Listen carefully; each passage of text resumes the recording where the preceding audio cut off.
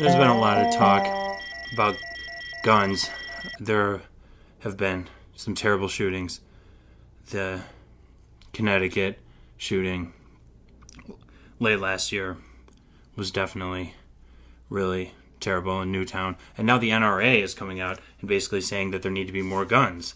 And, you know, there's a lot of gun nuts out there that are claiming that these guns are just so powerful and that what is needed with all the gun nuts out there is, you know, more people going around, you know, with firearms. And, you know, some people are starting to say that, they want their voice to be heard. They come from the world where people don't carry guns all the time. But instead, the political debate is dominated by people, even on the Democratic side, who have to talk about how they own guns. Like John Kerry, the stupid hunting, stunts he did in his campaign appearance. The NRA isn't actually as powerful as a lot of people think. There's a lot of pro-gun arguments that people make that are based on the Second Amendment, but the only reason that argument right now has any sound basis is because there was this terrible ruling by the Supreme Court, the Heller case, and that I think will have to be overturned eventually because it enshrined kind of this absolute individual right to bear arms, which really doesn't withstand not only logic but everyday experience. It's just not like the way things are in places like New York or Washington D.C. And yet, what they keep doing, the Supreme Court keeps trying to push, the gun nut agenda, and Hollywood has long collaborated with the firearms industry in creating an image of false glamour around the possession and use of guns. And, you can check the show notes to see a link. There's an article that I think is worth taking a look at, 10 arguments gun advocates make and why they're wrong. And you just got to look at this critically and consider that there's just a lot of assumptions people make in the political media that gun ownership is something that people are just behind to the extent that it can't be rethought. And I'd like to throw this out there. First of all, hunting. Very few people are hunting. Like it's less and less common. It's older people. A lot of young people are not into hunting, and so it's one of those things that aligns with Republicans. Now that's another trend that really lines up with with the gun argument. I mean, there are a lot of right wing views that people thought were just gonna be political orthodoxy for a long time that have kind of changed pretty quickly in the last few years. And then with Obama's reelection, there's it really seems like there's a political realignment, and Republicans are kind of pretending to realize that and talking about trying to change, but they're not really going to change, and people know that. And so, there's the article about the 10 arguments gun advocates make is in prospect.org, American Prospect site. But there's another article that there's a link to in the show notes, djmcloud.com. Just look for podcast 69. It's Robert Reich, The GOP Crack Up, How Obama is Unraveling Reagan Republicanism. You got to consider that the re-election and just the demographic realignment, meaning the people becoming much more liberal because the younger people are more tolerant and more liberal, and both economically and socially.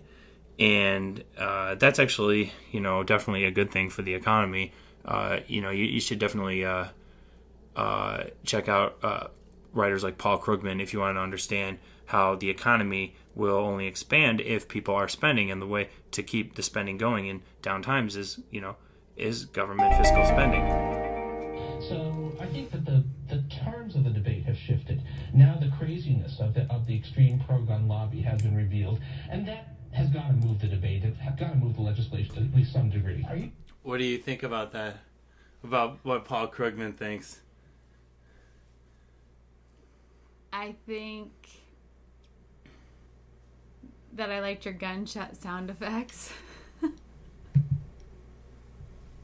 And that's the root of what happened. And when we have people that get into the mindset that they want to harm people, as a former mayor, I know people will get guns no matter what laws we pass. Just like the illegal Just say that, just to put you on a false statement there, because at least I do believe that guns are the root. There are crazy people everywhere, but mass murders are a lot more common here than you believe guns are more important than dealing with mental health and our culture. Is our culture lending itself that we're raising children that are desensitized to murder, to killing? I look at the international differences, and countries that have effective gun control have a lot fewer. Would banning spoons stop obesity? Of course not. Banning large soda drinks doesn't help. There's high tolerance for violence in this country. I mean, after Columbine, after Virginia Tech, after Aurora, we should have done something, and we haven't. Sometimes it. Well, a couple episodes ago, I was talking about how the conventions in our politics are too weighted toward the assumption that guns are around, and I like Paul Krugman is talking from the other more reasonable end of the debate, and I'll tell you what, there you want to talk about some pandering that went on. Do you know that President Obama released a picture of himself? Like, he talked about this, so then in order to follow up, the White House released a picture of him doing that. And, so the picture is of him skeet shooting. He's holding a shotgun. He's holding and firing a shotgun. It's like a side view. It's just so odd. Isn't it really strange? Like, look, I've gone skeet shooting with my Uncle Joe in Florida. I did do that years ago.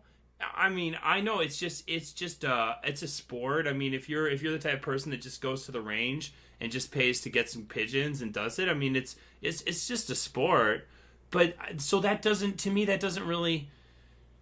It's beside the point. It's really strange pandering, right? Either come all out with like an AK or AR-15 or whatever, the type of gun that a lot of gun control advocates are now arguing should be banned and have been arguing should be banned. This is just a common shotgun, and I'm not really an expert, but I know that a lot of people. Well, this thing might have multiple cartridges, but to me, the way that for me, as far as I know, the breakdown, and this is just anecdotal from a few things, but the guys that would go out and shoot skeet on the weekends, they would go shoot at clay targets on these ranges in like Florida, there's all these marshes and stuff, and just random. Like they were on this. The way where he did it was like actually in some military base. Like they had some club on the edge of it. Anyway, so people would just shoot at those targets. Well, the gun was a top barrel over barrel, so one was above another. So I don't know if he even knows what he's doing. Was what I'm saying. I don't know. I don't know anything about skeet shooting. But it looks like it's just a single barrel, maybe like a single shot, maybe multiple, and he's shooting it pretty straight. Whereas you kind of shoot for it, it's kind of launched up a little bit typically. So I really wonder about this photo. You know what I mean? I really don't know too much about it. But the guys that would go out and actually hunt, I thought would have the two side by side ones, and the guys that would be weekend skeet shooters, like my Uncle Joe and he used to go with his father-in-law Daryl. Those guys, they had the top over top ones that I think were like sportsman, guns. So why I don't know the one he has. I don't know enough about those, but I just wonder. I wonder if he has any idea what he's doing. I wonder if they're certainly not showing him hitting the target or anything. Like, and why do you need to talk about this at a time like this? This isn't what people are debating, are they? Well, they're being defensive, I guess. Somebody said that they didn't believe. He said he fired a shotgun all the time, and people said they didn't believe him. So now they're providing evidence, and this is the evidence, which is just comical at best. And it's a defensive White House. Like, yes. Are you gonna do this for 4 more years? Are you just gonna listen to their yappiness? Just ignore them. Do you really need to publish a photo like this to prove your point? Are you gonna now? They're gonna busy you with finding photos and publishing things to every crazy thing they say. I mean, I'm glad that they're quote unquote dispelling the lies, but at the same time, what is this? But Jessica, do we need to justify this? We need to pander to everyone, blue and red. No, I don't. I think there's a lot of messages going on in this photo. Like you said. Yeah, I mean, this tends to be a pretty politically savvy White House, but on the other hand, I agree with your basic analysis there that this is defensive. I don't really think they're taking the lead in this situation, and whether what are the optics? Him with a gun for some people, and for people that know anything about guns, it's him with a shotgun. I don't really think many people in this country are arguing about banning shotguns. They're dangerous, and you should be very careful with them. But I don't think people are really talking about those. Those are the kinds of things that people tend to have on farms and stuff and in the countryside. And I'm not really an expert on what guns, you know what I mean, are really the most like tools and which ones are the most like pointless, shooting, kind of devices. But I don't know, like this, it doesn't really seem to be about what the debate is about, I mean, the president can shoot any gun he wants. If he calls up the special forces and asks them to bring like a cutting edge, super, machine gun, he can shoot it with those guys, right? He's the commander in chief. So I don't know. Well, I don't know what it's kind of funny.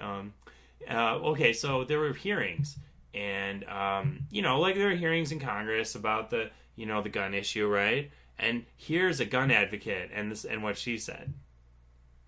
Okay. Ms. Trotter, your testimony discussed the need for women to be able to use firearms to defend themselves and their families.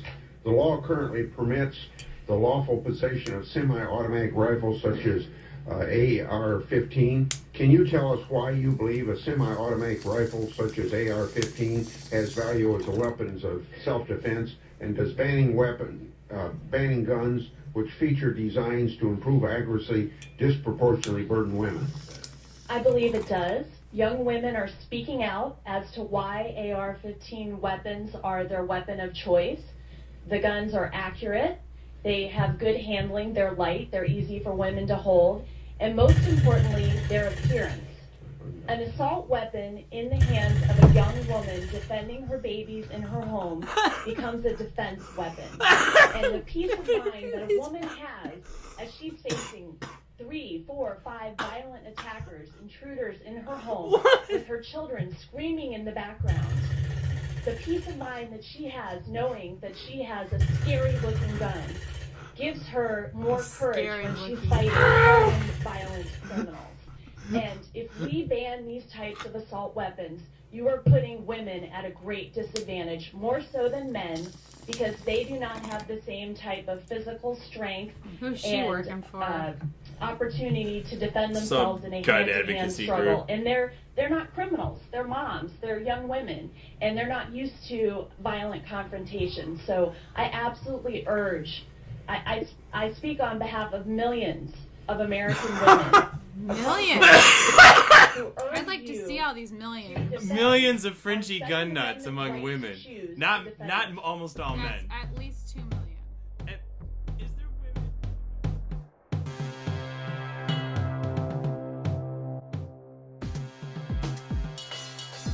And if you decide to go to Starbucks for the match.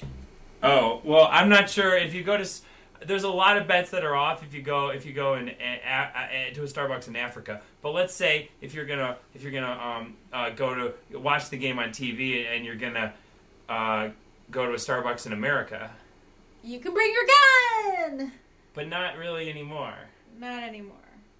But you could bring your gun.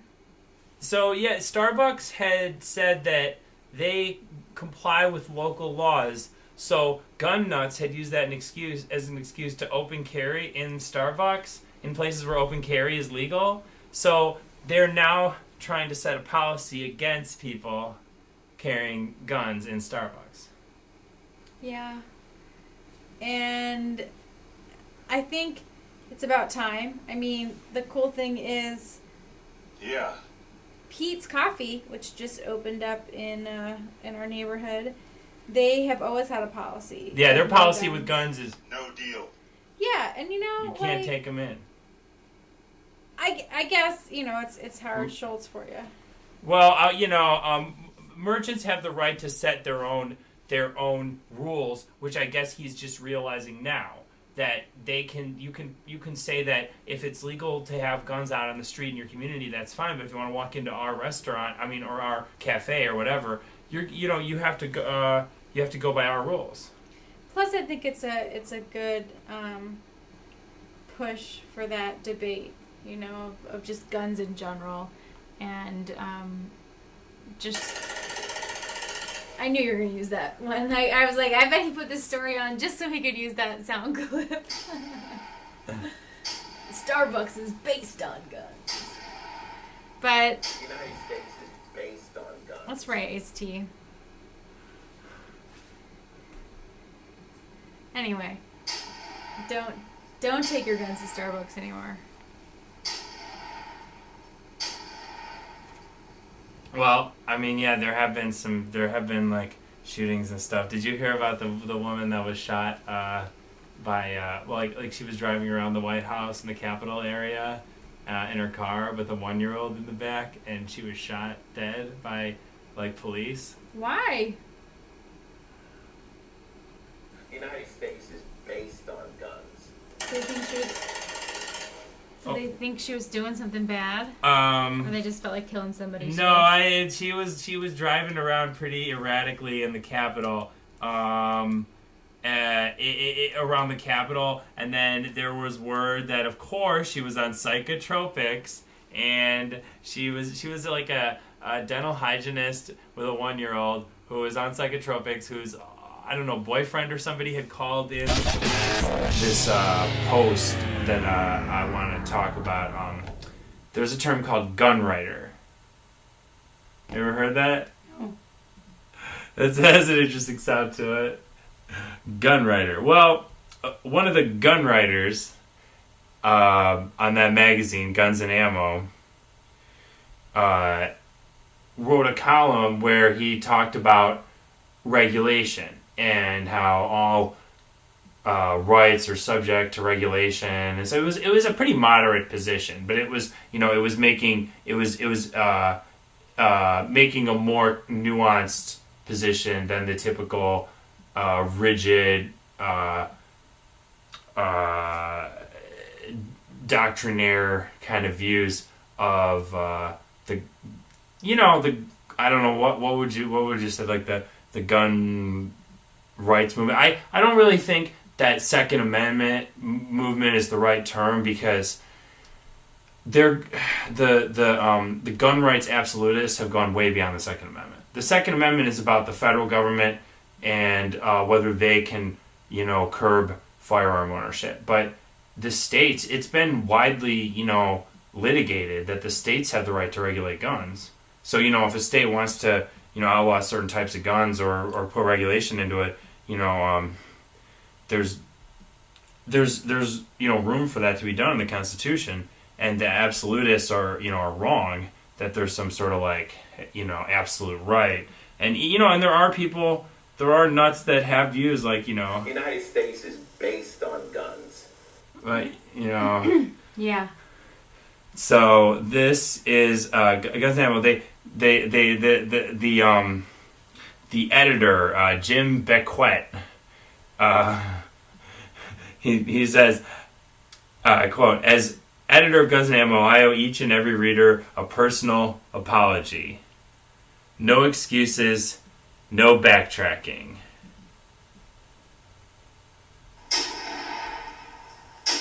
Dick Metcalf's backstop column in the December issue has aroused unprecedented controversy. Readers are hopping mad about it, and some are questioning Guns and Ammo's commitment to the Second Amendment. I understand why. Let me be clear. Our commitment to the Second Amendment is unwavering. It has been so since the beginning. Historically, our tradition in supporting the Second Amendment has been unflinching. No strings attached. It is no accident that when others in the gun culture counseled compromise in the past, hardcore thinkers such as Harlan Carter, Don Cates, and Neil Knox found a place and a voice in these pages.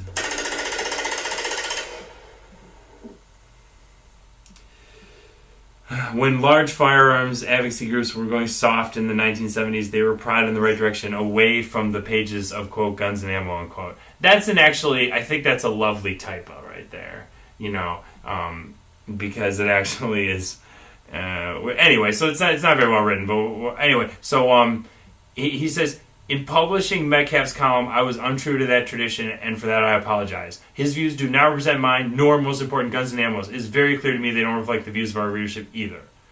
Dick Metcalf has had a long and distinguished career as a gun writer, but his associated with Guns and Ammo has officially ended, unquote.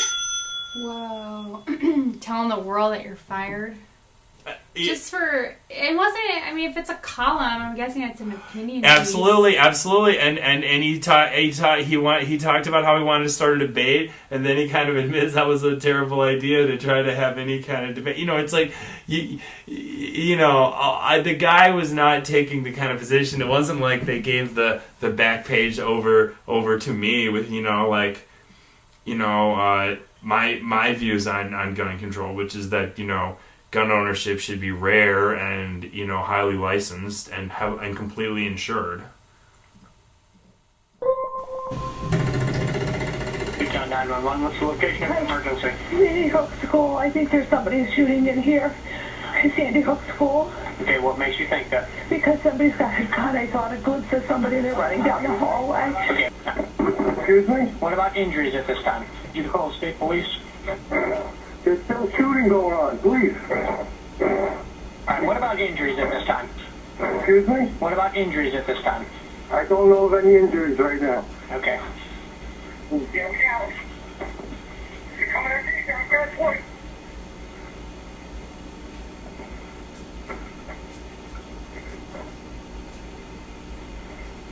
Come up the driveway, left side.